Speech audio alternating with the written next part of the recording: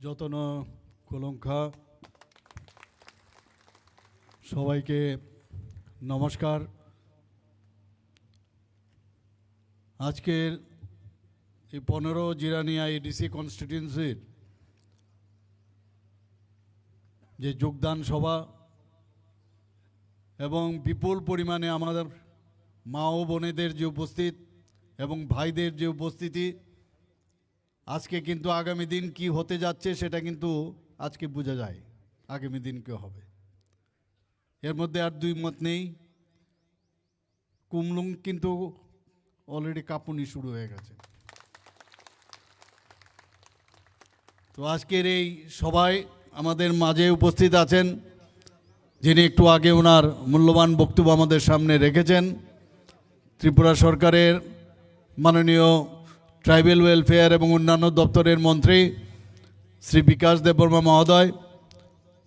উনি বিস্তারিত আলোচনা আমাদের সামনে রেখেছেন এবং এই এডিসি এখন কিভাবে চলছে সেই বিষয়েও কিন্তু উনি আপনাদের সামনে পূর্ণাঙ্গ যে একটা পিকচার রূপ উনি আপনাদের সামনে রেখেছেন। আপনারা এখন বুঝতে পারছেন যে এতদিন ধরে 35 বছর কিভাবে সিপিএমরা এই তিপ্রাসাদের নিয়ে রাজত্ব করেছে, আর এখন অনেক আশা আকাঙ্ক্ষা নিয়ে যারা এডিসি চালাচ্ছে, আপনাদের অনেক বিশ্বাস ছিল, কিন্তু আজকে কিন্তু সেই বিশ্বাস আজকে কিন্তু দেখা যাচ্ছে না। সেই বিষয়ে পূর্ণাঙ্গ তথ্য দিয়ে আমাদের মাননীয় মন্ত্রী শ্রী বিকাশ দেববর্মা মহোদয় এখানে বলেছেন। আমাদের মাঝে উপস্থিত আছেন আমাদের জনজাতির যুব আইকন এবং ভারতীয় জনতা পার্টির জেনারেল সেক্রেটারি ত্রিপুরা প্রদেশের শ্রী বিপিন দেববর্মা মহোদয়। উনিও বিস্তারিত আলোচনা এখানে রেখেছেন। আমার এখনও মনে আছে যে পার্টি এখন এডিসি চালাচ্ছেন তাদের সর্বোচ্চ যিনি নেতা এবং নেতাগণ আমাকে বলছিলেন যে ভারতীয় জনতা পার্টির যে জনজাতির যে সংগঠন আমাদের জনজাতি মোর্চা, বিপিন দিয়ে আর ওই ট্রাইবেল ওয়েলফেয়ার মিনিস্টার বিকাশ দেববর্মা রামপদ জমাতিয়া দিয়ে কিচ্ছু হবে না, কিচ্ছু হবে না। আমি এখন বলছি ওনাকে আন্ডার এস্টিমেট করবেন না, কাউকে আন্ডার এস্টিমেট করবেন না। আজকে কিন্তু বুঝছেন কি অবস্থা, হারে হারে টের পাচ্ছেন, হারে হারে টের। ইংরেজি যদি বলি কি বলবো, বোন টু বোন, হারে হারে বোন টু বোন কিন্তু টের পাচ্ছেন এখন। তো আমাদের এখন এখানে আমাদের মাঝে উপস্থিত আছেন যে আমাদের সদর যে রুরাল ডিস্ট্রিক্ট, যার নেতৃত্বে এখন সমস্ত এই সদর রুরাল ডিস্ট্রিক্ট চারিদিকে আবার নতুনভাবে একটা আলোড়ন সৃষ্টি হয়েছে। আমাদের সবার প্রিয় শ্রী গৌরাঙ্গ ভৌমিক মহোদয়, উনি প্রেসিডেন্টের পদে আছেন এখানে এই সদর রুরাল ডিস্ট্রিক্টের। আমাদের মাঝে মণ্ডল প্রেসিডেন্ট মান্দাই শ্রী অভিজিৎ দেববর্মা মহোদয়। আগে যখন আমি আসতাম 2021 বা তারও আগে 2018-র আগেও যখন আসতাম, যখনই দেখি অভিজিৎকে মারে, এরকম আমাদের মণ্ডল প্রেসিডেন্ট সবাইকে মারে, কোথাও আগুন লাগিয়ে দেওয়া, কাউকে ধমকানো চমকানো, এইসবই ছিল। তো আমাদের মাঝে এখন কিন্তু আমি বুঝতে পারছি, আমি বলছিলাম যে সময়ের জন্য অপেক্ষা করো, যখন সময় আসবে সব সুদে হাসলে আমরা উসুল করে নেব, সেটা কিন্তু বুঝবে। তো আমাদের মাঝে উপস্থিত আছেন Bandai mandal president Shri Abhijit Debbarma, general secretary জনজাতি মোর্চার শ্রী উপেন্দ্র দেববর্মা, শ্রী রঞ্জিত দেববর্মা ডিস্ট্রিক্ট প্রেসিডেন্ট সদর রুরালের জনজাতি মোর্চার এবং বিএসির ভাইস চেয়ারম্যান মান্দাই ব্লকের Shri Bikash Debbarma, Shri Ranbir Debbarma BAC chairman Lefunga RD ব্লকের। তাছাড়া আমাদের মাঝে উপস্থিত আছেন Shri Shubhamani Debbarma BDC chairman, Jirania RD ব্লকের বিএসসির চেয়ারম্যান, তাছাড়া আমার সামনে উপস্থিত আছেন এবং মঞ্চে উপস্থিত আছেন অন্যান্য ভারতীয় জনতা পার্টির বিভিন্ন পদে যারা আসীন রয়েছেন, বিভিন্ন নেতৃত্ব, এবং বিশেষ করে আমার মা ও বোনেরা এখানে বেশি সংখ্যায় এখানে উপস্থিত রয়েছেন। এখনও বহু লোক আমি দেখতে পাচ্ছি আসছে এখানে। এবং আমার প্রিয় সাংবাদিক বন্ধুরা, সবাইকে আমি হার্দিক অভিনন্দন ও শুভেচ্ছা জানাচ্ছি। যেখানে যাচ্ছি, সাবরুম থেকে আজকে ঊনকোটি হোক, ধর্মনগরে হোক, কৈলাসহরী হোক, সব জায়গায় আজকে আমরা দেখতে পাচ্ছি মানুষের বিশ্বাস আমাদের মাননীয় প্রধানমন্ত্রী শ্রী নরেন্দ্র মোদীজির উপর চলে এসছে। কারণ সিপিএমের সময় আমরা দেখতাম কি, উনাদের সময় এই জনজাতিদের সুড়সুড়ি দিয়ে নানাভাবে তাদের সময় এখানে টেররিস্টদের সৃষ্টি করা হয়েছিল। আপনারা সবাই জানেন, বিভিন্ন গোষ্ঠীর নাম, এটিটিএফ, এনএলএফটি, এরকম অসংখ্য। এবং এই জায়গার মধ্যে আপনারা জানেন, আমাকে বলছিলেন জেনারেল সেক্রেটারি মহোদয়, এখানেও নৃশংসভাবে কত জনজাতি গোষ্ঠীর লোকদের কীভাবে নৃশংসভাবে মারা হয়েছে সবাই জানে। এখানে হত্যা করা হয়েছিল। সমস্ত ত্রিপুরার মধ্যে একটা অশান্তির পরিবেশ সৃষ্টি করা হয়েছিল। 1980 দাঙ্গা আপনারা নিশ্চয়ই ভুলে যাননি। অনেকে বলছে প্রায় 3000 জাতি জনজাতি খুন হয়েছে 80 দাঙ্গায়। একটা দেশ, একটা রাজ্য যদি উন্নয়ন করতে হয়, প্রথমে দরকার হচ্ছে তার শান্তি। শান্তির পরিবেশ যদি না থাকে তাহলে কোনো অবস্থায় উন্নয়ন হবে না। আজকে 28টা রাজ্যের মধ্যে ত্রিপুরাতে আমরা এক শান্তি দিক দিয়ে যদি ল অ্যান্ড অর্ডারের সিচুয়েশন আমরা দেখি, আমরা নিচের দিক থেকে এখন 3 নম্বরে রয়েছে বন্ধুগণ। কিছুদিন আগে আমাদের ডিজিপি সাহেব সাংবাদিক সম্মেলনে উনি বলছিলেন 20 বছরের মধ্যে একটা ইতিহাস রয়েছে। ক্রাইম 8.2% ত্রিপুরাতে এখন কমে গেছে বন্ধুগণ। একের পর এক আজকের নীতি আয়োগ ত্রিপুরাকে কি বলছে, যে ফ্রন্ট রানার স্টেট হিসাবে ডিক্লেয়ার করেছে। ত্রিপুরাতে চারিদিকে এখন উন্নয়ন উন্নয়ন। এটা একমাত্র সম্ভব হয়েছে কার কারণে? কারণ আমাদের গার্জিয়ান হয়েছে মাননীয় প্রধানমন্ত্রী শ্রী নরেন্দ্র মোদীজি। আর ওনার সাথে কে রয়েছেন? আমাদের মাননীয় গৃহমন্ত্রী শ্রী অমিত শাহজি। এখন আমাদের সর্বভারতীয় সভাপতি, এখন আগে ছিলেন আমাদের জেপি নাড্ডাজি, এখন আমাদের নীতিনজি, এখন নতুনভাবে উনি সর্বভারতীয় সভাপতি হয়েছেন। উনি আবার নতুনভাবে শুরু করছেন কিভাবে সংগঠনকে শক্তিশালী করা যায়। আমাদের যে সংগঠন, ভারতীয় জনতা পার্টির সংগঠন, সেবাই ধর্ম, আমাদের মূল যে মন্ত্র সেটা হচ্ছে মানুষের সেবার মধ্যেই আমরা থাকতে চাই।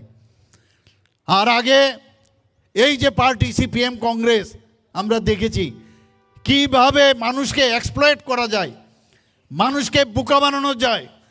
আর অনেকে বলে ঠকাই ঠকাই, আর মানুষকে কিভাবে ঠকানো যায়, এই ঠকাই ঠকাই করে 35 বছর, এরপরে এখনও ঠকানোই চলছে। এর বিস্তারিত আলোচনা করেছেন আমার পূর্ববর্তী বক্তারা। ভারতীয় জনতা পার্টি মিথ্যা কথা বলে না, যা বলে তাই করে। আজকে মাননীয় প্রধানমন্ত্রীজি আসার পর যেভাবে জনজাতিদের তাদের উন্নয়নের কথা বলছেন, যেভাবে সম্মান দেওয়ার চেষ্টা করছেন, মুখে নয়, কথায় নয়, কাজের মাধ্যমে। আজকে আমাদের দেশের রাষ্ট্রপতিজি একজন জনজাতি মহিলা, তাও আবার মহিলা। আজকে কোনোদিন ভাবা যায় কোনোদিন যে একজন জনজাতি মহিলা উড়িষ্যার অজগায়ের থেকে ওনাকে আজকে রাষ্ট্রপতি বানানো হয়েছে। গতকাল উনি, আপনারা সবাই বাজেটে উনি শুরু করেছেন, ওনার বক্তব্যের মাধ্যমে বাজেটের অধিবেশন শুরু হয়েছে। এইরকম একটা সম্মান একমাত্র সম্ভব হয়েছে মাননীয় প্রধানমন্ত্রীজি এবং ভারতীয় জনতা পার্টির জন্য। আমাদের এই এডিসি এলাকার যদি উন্নয়ন আপনাদের দেখতে হয়, ত্রিপুরা সরকার বাদে এটা কোনো দিন সম্ভব হবে না, কোনো দিন সম্ভব নয়। কেউ যদি বলে যে আমাদের এখানে এত জায়গা আছে, তেমক জায়গা আছে, বিভিন্ন ইনভেস্টরদের বলে আসে যে আমার এখানে প্রচুর জায়গা আছে, আপনারা চলে আসুন। আসবে না ওরা, প্রথমেই বলবে সরকার কি বলছেন। ত্রিপুরা সরকার যদি আমাদের বলেন তাহলে আমরা আসব, কারণ ত্রিপুরার সরকার উপর বিশ্বাস ওনাদের আছেন। যে কারণে আমি অনেকগুলো যে প্রজেক্ট যখনই ত্রিপুরা সরকার আমাদের কাছে প্রথমে আমাদের কাছে আসে, তারপর আমরা বলি হ্যাঁ আপনারা যান। কিছুদিন আগে আমাদের সরকার যখন প্রথম আসলো, এ হসপিটাল কুমলুঙে বাজেটের বহির্ভূত 30 কোটি টাকা দেওয়া হয়েছে শুধু কুমলুঙের হসপিটালের জন্য। বন্ধুগণ, আমাদের সরকার আসার পর কিছুদিন আগে বাজেট বহির্ভূত আমি এবং আমার সরকার আরও 30 কোটি টাকা দিয়েছি, এখানকার বিভিন্ন প্রজেক্টে দেওয়া হয়েছে। বন্ধুগণ, 39.06% আমাদের বাজেটের এডিসির উন্নয়নের জন্য দেওয়া হয়েছে।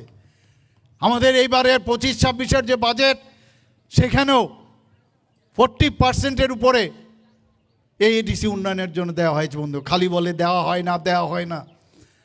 এবং যে অডিট হচ্ছে, অডিটের রিপোর্ট আমার কাছে আছে, কি হচ্ছে আমরা সব জানি। আমার আপনাদের কাছে একটাই আবেদন থাকবে, নিবেদন থাকবে, আপনাদের আগামী দিনের যারা ছেলে মেয়ে তাদের ভবিষ্যৎ যদি উন্নয়ন করতে হয়, আগামী দিনে এই যে 28টে যে আসন আছে এই ডিসির, সবকটা আসনে ভারতীয় জনতা পার্টির যারাই পদ্মচিহ্নে যারাই দাঁড়াবেন, আজকে এখানে আমি বলছি না কে কে দাঁড়াবে, কিন্তু 28টা যে পদ্মচিহ্নে দাঁড়াবে, 28টা তাই পদ্মচিহ্নে আপনারা ভোট দিয়ে জয়যুক্ত করবেন। এই ভোট আপনারা মাননীয় প্রধানমন্ত্রীজির কাছে পাঠাবেন। একবার ভাবুন, জনজাতি এই রাজ পরিবারের একজন বিশিষ্ট ব্যক্তি, আজকে আমাদের ত্রিপুরা সরকারের উপমুখ্যমন্ত্রী ছিলেন জিষ্ণু দেববর্মা মহোদয়। উনাকে কোনোদিন জনজাতির, তাও ত্রিপুরার মতো এক ছোট রাজ্য, সেখান থেকে তেলেঙ্গানার মতো এত বড় রাজ্যের আজকে রাজ্যপাল বানিয়েছেন। সেটা একমাত্র সম্ভব হয়েছে মাননীয় প্রধানমন্ত্রীজির জন্য। 2018-র পর 2019 থেকে 2024 ক্রমাগত এই পদ্মশ্রী একটা কোনো সময় যদি আমরা পেতাম, আজকে পরপর 7-8টা আমাদের জনজাতি গোষ্ঠীর বিশিষ্ট জনেরা যারা যে জায়গায় ওনারা ভালো কাজ করেছেন, তাদের এই পদ্মশ্রী উপাধি দিয়ে তাদেরকে সম্মান দেওয়া হয়েছে, শুধু জনজাতি গোষ্ঠী। এইবারও দেখুন আরেকজনকে বিদ্বান ব্যক্তি, উনাকেও এই জনজাতি গোষ্ঠীর আজকে পদ্মশ্রী উপাধি দেওয়া হয়েছে। একমাত্র সেটা সম্ভব হয়েছে মাননীয় প্রধানমন্ত্রীজির জন্য। কাজে আগামী দিন আমি যে কথাটা আপনাদের বলার চেষ্টা করছি, যদি শান্তি আপনারা চান, যদি উন্নয়ন আপনারা চান, যদি প্রতিটা ঘরের, প্রতিটা বাড়ির, প্রতিটা জনজাতির সমাজের উন্নয়ন চান, একমাত্র সেই উন্নয়নের কাণ্ডারি আমাদের মাননীয় প্রধানমন্ত্রীজি, আমাদের ত্রিপুরা সরকার এবং ভারতীয় জনতা পার্টি। এই বিশ্বাস আপনাদের আসতে হবে, মিথ্যা কথা কোনো অবস্থায় বলা হবে না।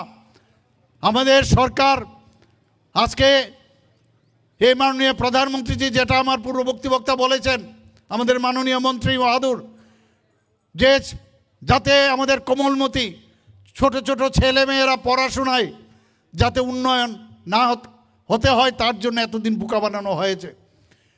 মাননীয় প্রধানমন্ত্রী যে আমরা 2018 সালের আগে এখানে মাত্র 4টে আজকে একলব্য মডেল রেসিডেন্সিয়াল স্কুল ছিল, আর আমাদের সরকার আসার পর 2018-র পরে 4-এর থেকে এখন 21টা এই একলব্য রেসিডেন্সিয়াল মডেল স্কুল হয়েছে। বন্ধুগণ, আমি অলরেডি কয়েকটা 4-5টা জায়গার মধ্যে আমি নিজেও গেছি, সেখানে ইনোগ্রেশন আমি গেছি, এত সুন্দর ব্যবস্থাপনা। আর যারা পড়াতে আসছেন সে বাইরের থেকে আসছেন, এবং তাদের পড়াশোনার যে স্ট্যাটাস অনেক অনেক হাই, এবং তারা এসে আমাদের জনজাতি ছোট ছোট ছেলে মেয়েদের ওনাদেরকে পড়াচ্ছেন। আমাদের ভারতের যে তথ্য, ভারতীয়ত যে বিষয়, সেটাকে মাথায় রেখে তাদেরকে পড়াশোনা করাচ্ছে। আজকে 12টা অলরেডি শুরু হয়ে গেছে, আরও 6টাই মার্চের মধ্যে আমার কাছে যা খবর, সে আরও 6টা এর মধ্যে কমপ্লিট হয়ে যাবে, ইনোগ্রেশন হয়ে যাবে। আমাকে মাননীয় মন্ত্রী বলেছেন আপনার কিন্তু আরও কয়েকটা জায়গায় যেতে হবে। এত ভালো লাগে যখন দেখি সেখানে জনজাতি ছেলেমেয়েরা যখন পড়াশোনা করছেন, ওনাদের চেহারা দেখলে আমি বুঝতে পারি আগামীর ভবিষ্যৎ ত্রিপুরার কী হবে। একটা চেহারার মধ্যে বোঝা যায়, face is the index of mind, বোঝা যায় যে সত্যিকারের অর্থে ওনারা এখন বিদ্যালয়ের যে পরিবেশ, পড়াশোনার যে পরিবেশ, মাননীয় প্রধানমন্ত্রীজির যে ইচ্ছা, যে শেষ প্রান্তের যে ব্যক্তি, যাদেরকে কেউ কোনোদিন ভাবেনি, যাদের জন্য কেউ চিন্তা করেননি, তাদের যে উন্নয়নের সেই চেহারাটা কিন্তু আজকে আমরা দেখতে পাচ্ছি বন্ধুগণ। আজকে আমি কিছুদিন আগে আমি দিল্লিতে গিয়েছিলাম, সেখানে কিছু ক্রাইটেরিয়া আছে, প্রতিটা ব্লকে একটা করে মাননীয় প্রধানমন্ত্রীজি চাইছেন যে একটা করে একলব্য মডেল রেসিডেন্সিয়াল স্কুল হবে, ইএমআরএস। কিন্তু তার জন্য কিছু ক্রাইটেরিয়া আছে, এক একটা ব্লকে মিনিমাম 50% পপুলেশনের জনজাতি থাকতে হবে, মিনিমাম 20,000 জনজাতি গোষ্ঠীর সেখানে থাকতে হবে। আমি তারপরেও কি আমি বললাম দিল্লিতে গিয়ে এবার যে আরও 15টা কিছু টু সাম এক্সটেন্ট কিছু রিল্যাক্সেশন যদি দেন তাহলে আরও 15টা এই একলব্য মডেল রেসিডেন্সিয়াল স্কুল করার জন্য আমি দাবি সেখানে জানিয়ে এসেছি। আমরা চাই, কারণ যত আপনি অন্ধকারে থাকবেন, অজ্ঞানতায় থাকবেন, অন্ধকারে থাকবেন, যতক্ষণ ধরে আপনার জ্ঞানের আলো আপনার মধ্যে প্রবেশ না করবে, তাহলে বোকা বানানোর, ঠকানোর সুবিধে থাকবে। এ হচ্ছে কমিউনিস্টদের যে আইডিওলজি, সেইভাবেই ছিল। আর আমাদের সরকার বলছে না, আমাদের এই যে অন্ধকার আর আলোর মাঝখানে যে শিক্ষার যে সেতু, সেটা আমরা দিতে চাই। আমাদের ছেলেমেয়েরা মানুষ হবে, ভালোভাবে আমরা যে কোনো জিনিস কোনটা ঠিক কোনটা বেঠিক তারা বুঝতে পারবে। আজকে এই ট্রাইবেল ওয়েলফেয়ার ডিপার্টমেন্ট থেকে pre metric scholarship, post metric scholarship এবং বিনা পয়সায় তাদেরকে যে বই দেওয়া, খাতা দেওয়া, বিভিন্ন যে বোর্ডিংয়ে থাকে বোর্ডিংয়ের সেখানে তাদের যে টাকা পয়সা দেওয়া সেটাকে আরও বাড়ানোর ইত্যাদি বিষয় আমরা করছি। স্মার্ট ক্লাস আমরা সেখানে করছি। সমস্ত বোর্ডিং জায়গাগুলো আমরা একটা সুন্দর পরিবেশ আমরা চেষ্টা করছি সেখানে। কিছুদিন আগে আমার মাননীয় মন্ত্রী আমাকে এসে বললেন যে আমাদের যে হোস্টেলগুলো আছে এখানে ওয়ার্ডেন নেই, চুরিদারি হয়। আমি সাথে সাথে বললাম হয়ে যাবে, ক্যাবিনেটের ডিসিশন নিয়ে প্রায় 150-57টার মতো আমরা ওয়ার্ডেন নিযুক্তি দিয়েছি বন্ধুগণ। আমি বারবার বলেছি জনজাতিদের জন্য যারা এতদিন ধরে মিথ্যার আশ্রয় নিয়ে বোকা বানিয়েছে, আমি বলেছি তাদের জন্য যা যা দরকার তুমি বলবে খালি আর আমি সাথে সাথে বলবো এবং করে দাও, কোনো প্রশ্নই ওঠে না। সময় কম, কাজ বেশি, কারণ এতদিন ধরে অনুন্নয়নই রাখা হয়েছে। আজকে সমস্ত ত্রিপুরার মধ্যে উন্নয়নের আপনারা দেখেছেন যে ন্যাশনাল হাইওয়ে একটা টিম করে আগে চলতো, NH-08 আপনারা সবাই জানেন। কি করলো কি এতদিন ধরে আমাদের সরকার কেন্দ্রে আসার পর থেকে, এই আমাদের ত্রিপুরা সরকার যখন বিজেপির নেতৃত্বাধীন সরকার আসলো, ন্যাশনাল হাইওয়ে 600টা ন্যাশনাল হাইওয়ে আছে। আমি নীতিন গডকারিজিকে যখন আমাদের ইউনিয়ন MORTH ওনাকে আমি বললাম যে আমাদের প্রথম যে NH-08 আছে এটাকে 4 লেন আপনার করতে হবে। শুধু একটা টোকার মধ্যে আমি কাগজে লিখে দিয়েছি বৈঠকে গুয়াহাটিতে। সাথে সাথে উনি বললেন ঠিক আছে, চোরাইবাড়ির থেকে একদম সেই আগরতলা পর্যন্ত, সেখান পর্যন্ত 4 লেন পর্যন্ত করা হবে। তার কাজও অলরেডি শুরু হয়েছে বন্ধুগণ, আপনারা দেখেছেন অলরেডি কাজ আরম্ভ হয়েছে। আপনারা জানেন যখন এই সমস্যা হয়, সমস্যার সময় কে আসে? সমস্যার সময়ে যে লোক আসবে বলবেন সে হচ্ছে প্রকৃত বন্ধু। মণিপুরের অবস্থা কিছুদিন আগে আপনারা জানেন, সমস্ত গার্জিয়ানরা এসে জাতি জনজাতি গোষ্ঠীর সবাই আমার কাছে এসছে আমাদের ছেলে মেয়েদেরকে বাঁচান। মণিপুরের অবস্থা ভালো নয়, সেখানে পড়াশোনার জন্য গেছে, কেউ মেডিকেলে গেছে, কেউ ডেন্টালে পড়তে গেছে, কেউ এগ্রিকালচার পড়তে গেছে, ভেটেরিনারি পড়তে গেছে, এরকম অনেক স্টুডেন্ট ছিল সেখানে। এই ডাবল ইঞ্জিনের সরকারের একটা সুবিধায় আমি ফোন করলাম এভিয়েশন মিনিস্টারকে যে আপনার একটা প্লেন আমাকে দিতে হবে। এবং রাত্রে 12টা 12:30টার সময় এবং পরের দিন সকালে 300 থেকে 350 এই সমস্ত যারা স্টুডেন্টরা সেখানে ছিল তাদেরকে আমাদের ত্রিপুরা সরকারের নিজ খরচায় তাদেরকে আমরা এখানে নিয়ে এসেছি বন্ধুগণ।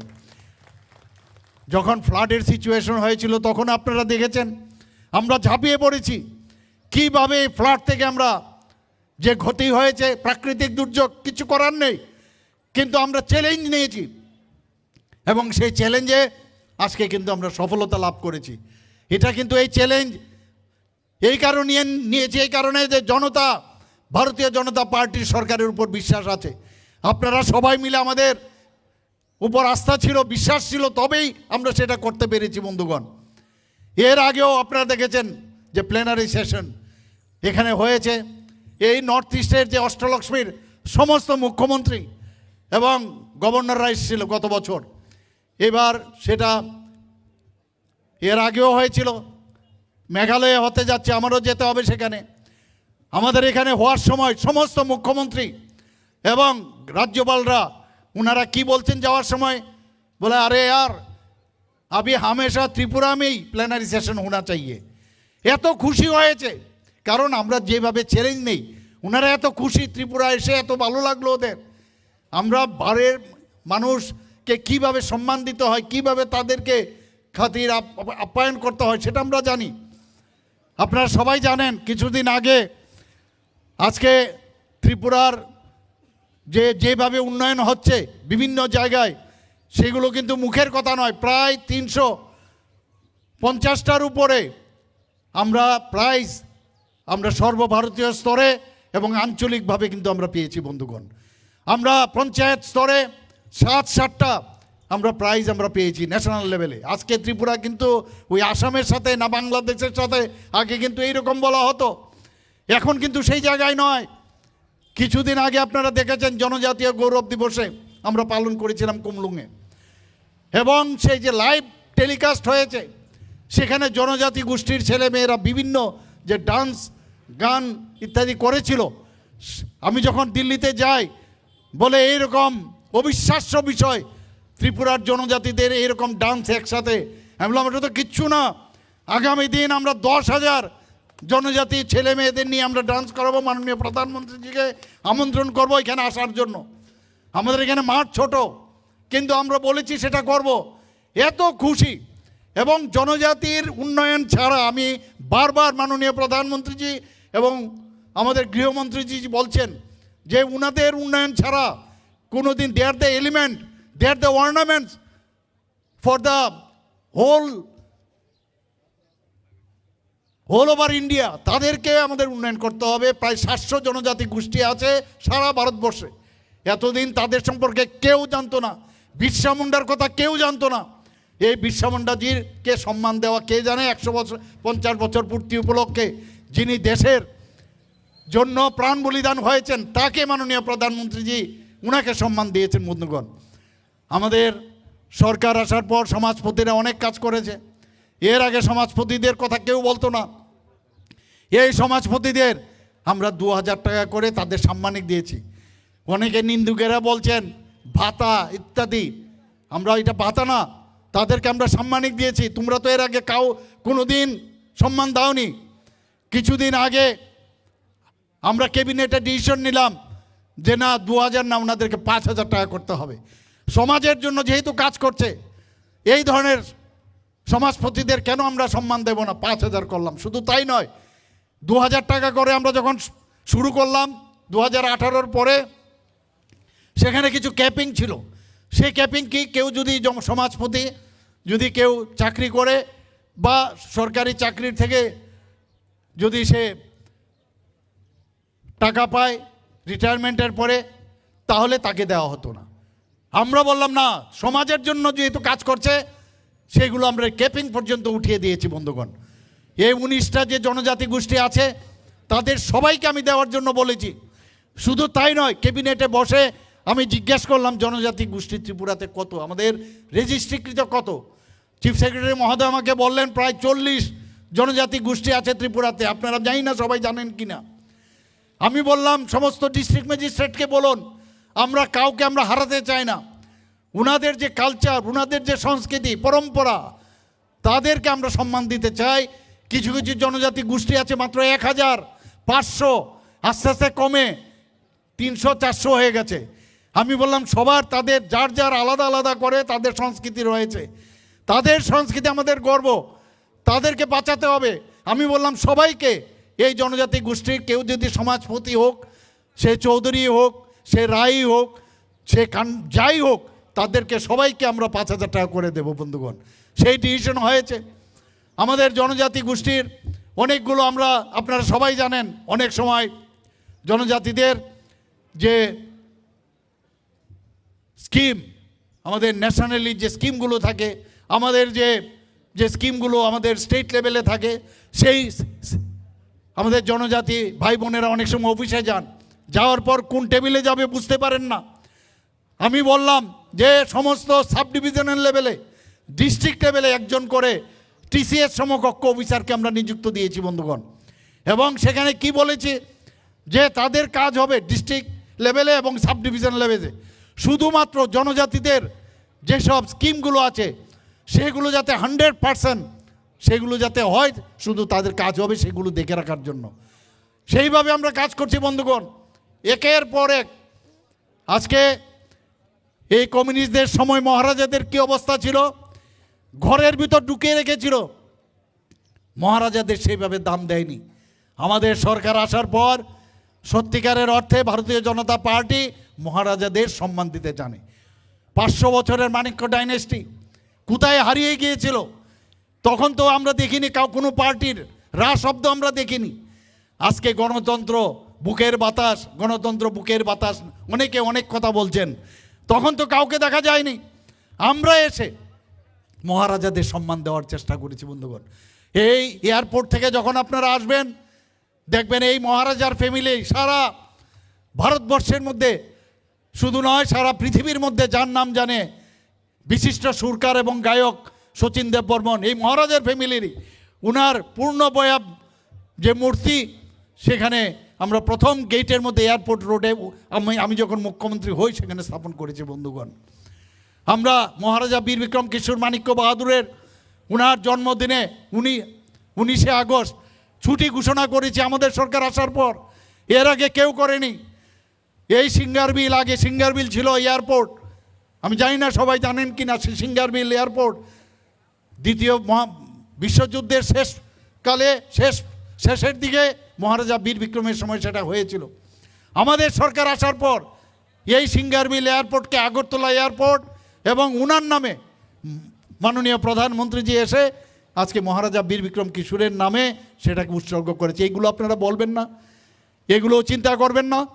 আমরা একদিকে সম্মান দিচ্ছি, সম্মান রাখা উচিত। আমরা চাই আমরা সবার সাথে ভালোভাবে চলতে, আমাদের কেউ আমাদের শত্রু নয়, কিন্তু আমাদের সাথে শত্রুতামি করলে বা আমাদের এগেনস্টে যদি কোনো কথা বলেন তার উত্তর আমরা দেব। কিন্তু গায়ের জোর বা নানাভাবে যদি চেষ্টা করে যে আমাদের কণ্ঠস্বর মানে রোস্ট কণ্ঠস্বর রুখবে, তাহলে সেটা কিন্তু আমরা মেনে নেব না। আর আমি বারবার বলছি, যেখানে আমাদের জনজাতি, আমাদের ভারতীয় জনতা পার্টির ইভেন জনজাতি কোথাও যদি কোনো রকম অত্যাচার হয়, I am the first person to go there, এবং সেখানে আমরা যাব। আমি যাইও সব জায়গায়। এটা কি ধরনের রাজনীতি? অসভ্যতামি, মার পিট, খুন, সন্ত্রাস, এ তো কমিউনিস্টরা করেছে, কংগ্রেসদের একই অবস্থা, এখনও সে একই চলছে। মাননীয় প্রধানমন্ত্রীজি আসার আগে এই দেশের কি অবস্থা ছিল? আমাদের যারা সোলজারদের তাদের গলা কেটে ভারতবর্ষে রেখে দিত। আর কখন যে কোথায় বোমা, কোথায় মানে আক্রমণ হবেন কেউ জানতো না, এবং খালি নিন্দা প্রকাশ করা হতো, খালি নিন্দা, मैं निंदा करता हूं। আর এখন मैं छोड़ूंगा नहीं, মাননীয় প্রধানমন্ত্রীজি বলছেন मैं छोड़ूंगा नहीं। और যেরকম কথা একদম এয়ার স্ট্রাইকের পরে সার্জিক্যাল স্ট্রাইক, আর এবার কি বললেন, কি করলেন? অপারেশন সিন্দুর। 26 জন নিরীহ, যে ভারতীয় 25 জন, একজন নেপালি পর্যটক নিরীহ তাদেরকে টেররিস্টরা এই পাকিস্তান মদতপুষ্ট তাদেরকে খুন করেছে, তাদেরকে ধর্ম দেখে দেখে তাদেরকে খুন করা হয়েছে। আপনারা সবাই জানেন 26 মিনিটের মধ্যে 26 জনের মৃত্যুর জন্য 26 মিনিটের মধ্যে 100 কিলোমিটার ভিতরে গিয়ে পাকিস্তানের ভিতরে ঢুকে মাননীয় প্রধানমন্ত্রীজির নেতৃত্বে সেখানে 9টার থেকে 10টার মতো এই টেররিস্টদের ঘাঁটিকে ধ্বংস করে দিয়েছে। একমাত্র সেটা সম্ভব হয়েছে আমাদের ভারতীয় জনতা পার্টির নেতৃত্বাধীন সরকার। আজকে মাওবাদী এটা কি মাও? পুরানের মাও? এটা তো আরেক জায়গার মাও, সেই চীনের মাও। কেন এখানে আসবে মাওবাদী নকশালপন্থী? আজকে পুরো ছত্তিশগড় থেকে শুরু করে, উড়িষ্যা থেকে, ঝাড়খণ্ড থেকে শুরু করে, কিছুটা আগে বাংলা ওয়েস্ট বেঙ্গলও ছিল, মহারাষ্ট্র পর্যন্ত ছিল, মধ্যপ্রদেশে ছিল। আমাদের গৃহমন্ত্রীজি কি বলেছেন?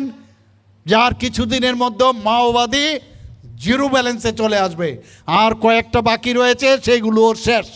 আপনারা জানেন নর্থ ইস্টার্ন জোনে 11টার থেকে 12টার মধ্যে অ্যাকর্ড হয়েছে। সে 11টা থেকে 12টা অ্যাকর্ড হওয়ার পরে আজকে নর্থ ইস্টার্ন রিজনে শান্তি প্রতিষ্ঠিত হয়েছে। আমার বোনেরা এখানে আছেন, ভাইয়েরা আছেন এখানে, একবার ভাবুন আপনারা। আমাদের নিজেদেরও ভয় লাগতো যখন আমরা গুয়াহাটি যেতাম, কখন ডাইনামাইট ব্লাস্ট হবে, কখন বোমা পড়বে, গুলি ছুটবে, এইরকম একটা অবস্থা ছিল। আগরতলা থেকে ধর্মনগর যাওয়ার জন্য প্রায় 12 ঘন্টা 18 ঘন্টা লাগতো। আগরতলা থেকে যদি আপনি সাবরুম যেতেন, এসকর্ট ছাড়া যাওয়া যেত না। আজকে এখানে শান্তি প্রতিষ্ঠিত হয়েছে। এগুলো বারবার মনে করাতে হবে যে খুন সন্ত্রাসের রাজনীতি আর কতদিন চলবে। আমরা চাই একটা সুন্দর পরিবেশ এই ত্রিপুরাতে আমরা এখানে প্রতিষ্ঠিত করতে চাই। আর এটা একটা সংযোগ যে এইরকম একজন প্রধানমন্ত্রী আমরা পেয়েছি, এইরকম একজন গৃহমন্ত্রী যে আমাদের পেয়েছি। আমাদের এই যে সুযোগ, এই সন্ধিক্ষণে আমরা কোনো অবস্থায় আগামী দিনের প্রজন্মের জন্য আমাদের এই যে আগামী দিন এডিসি ইলেকশন হচ্ছে, কারণ অল আর টেস্টেড। আপনি কোনো সময় কোনো টিচারের কাছে যখন আপনার ছেলে মেয়েদের পড়ানোর জন্য দেন, আপনারা খবর নেন এই টিচারের রেজাল্ট কীরকম, বলেন কি না?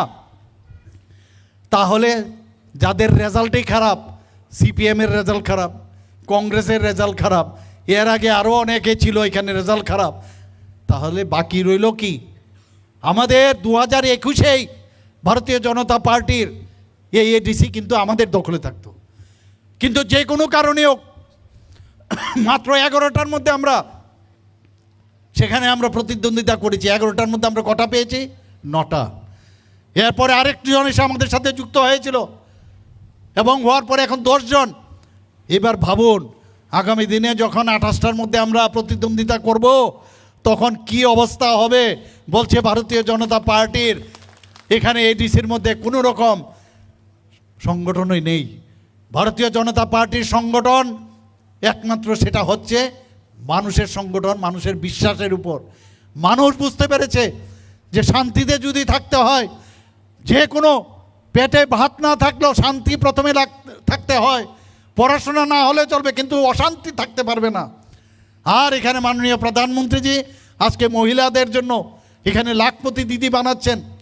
আমাদের 95% লাখপতি দিদি, আমাদের জনজাতি গোষ্ঠীর অনেক মহিলা আজকে লাখপতি দিদি হয়েছে। বন্ধুগণ, এখানে আগে 4000 থেকে 4500 এই এসএইচজি গ্রুপ ছিল মহিলাদের, আজকে এখন 56,000 আমাদের মহিলা গ্রুপ হয়েছে। এর মধ্যে বেশিরভাগ অংশ আমাদের জনজাতি মহিলারা হয়েছেন। আজকে রেশন পানির থেকে সব কিছু দিচ্ছেন। আজকে যার ঘর নেই সেখানে ঘর দিচ্ছেন মাননীয় প্রধানমন্ত্রীজি। আজকে জল নেই, জলের ব্যবস্থা করছেন। বিভিন্ন জায়গায় পাহাড়ে কিছু কিছু জায়গায় সমস্যা আছে, জল পাওয়া যায় না নিচে, সেখানে ইনোভেটিভ আইডিয়ার মাধ্যমে জলকে সেখানে ধরে রাখার ব্যবস্থা করা হচ্ছে এবং পাইপলাইনের মধ্যে দেওয়া হচ্ছে। সেখানে প্রায় 85% হয়েছে, বাকিটাও কিছুদিনের মধ্যে হবে। এটা প্রচেষ্টা হচ্ছে। তো বিভিন্নভাবে জল, বিদ্যুৎ, ঘর, আইন শৃঙ্খলা, ইলেকট্রিসিটি, গ্যাসের লাইন সব কিছু দিচ্ছে। একদিকে দেশকে শক্তিশালী করছে, একদিকে সমস্ত গোষ্ঠী যাদের কথা আজকে কেউ চিন্তা করতো না তাদের কথা আজকে মাননীয় প্রধানমন্ত্রীজি চিন্তা করছেন। আজকে আপনার 13,000 কোটি টাকা শুধুমাত্র 18টা যারা ওই বারবারের কাজ করতো, চুল কাটতো, যারা কুমার কামার, তাদের কথা চিন্তা কেউ করেনি। মাননীয় প্রধানমন্ত্রীজি আজকে বিশ্বকর্মা যোজনা শুরু করেছেন। একের পর এক যদি আমি বলি, প্রধানমন্ত্রী কিষাণ সম্মান নিধি, এখানে অনেকে কৃষক পরিবার থেকে বেশিরভাগই আসেন, কৃষকদের জন্য কিষাণ সম্মান নিধি দিয়েছেন।